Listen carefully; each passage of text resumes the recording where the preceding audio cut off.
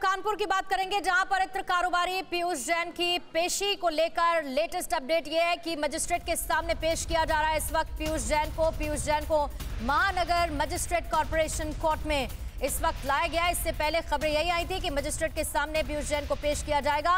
खबर यही है कि पीयूष जैन की मजिस्ट्रेट के सामने पेशी। मेरे सहयोगी उमेश पाठक इस पर और ज्यादा डिटेल्स दे रहे हैं। उमेश, अब आगे क्या क्या होगा? मजिस्ट्रेट के सामने पेशी हो रही है पीयूष जैन की।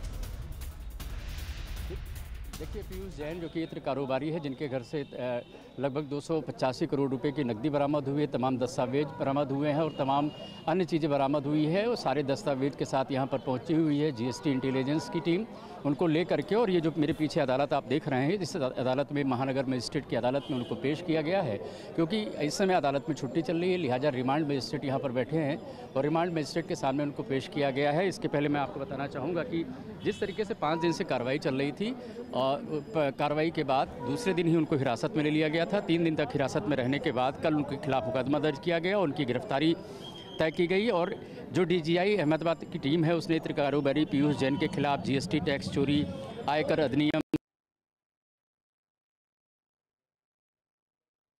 और उमेश का फिर से रुख करेंगे। उमेश जानकारी दे रहे थे कि महानगर मजिस्ट्रेट के सामने पेशी हुई है, क्योंकि इस वक्त छुट्टियां चल रही हैं और इसीलिए ये वजह रही कानपुर में इत्र कारोबारी पीयूष जैन की इस वक्त पेशी। Umesh, over to you. जी, मैं आपको बताना चाहूँगा, जो जीएसटी की टीम थी, जो इंटेलिजेंस टीम थी अहमदाबाद से, जिसने इसमें कार्रवाई शुरू की थी, इसके बाद में आयकर विभाग की टीम और बाद में जो सीमा शुल्क बोर्ड है वो भी इसमें शामिल हुआ था। बताया भी जा रहा है कि ईडी भी शामिल होगा, लेकिन अभी तक जो दस्तावेज है वो जीएसटी की तरफ से दिए गए हैं, जीएसटी इंटेलिजेंस की टीम से, और वो चाहते हैं कि उनको रिमांड मिले। उसके लिए यहाँ पर दलील दी जाएगी। अगर उनको रिमांड मिलती है तो रिमांड पर वो अहमदाबाद ले जाकर के पूछताछ करेंगे, क्योंकि जिस तरीके से न सिर्फ जीएसटी चोरी के मामले इनके खिलाफ बन रहे हैं, आयकर अधिनियम के मामले भी उनके खिलाफ बन रहे हैं, इसके अलावा मनी लॉन्ड्रिंग का भी मामला बन रहा है।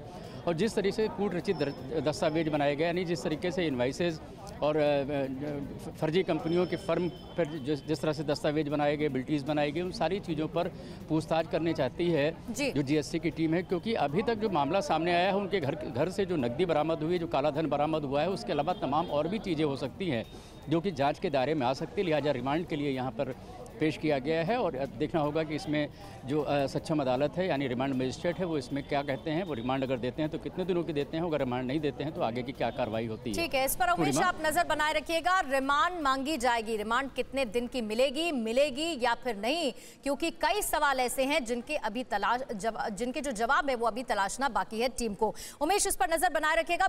परवाह देश की, सोमवार से शुक्रवार रात 10 बजे TV9 भारतवर्ष पर।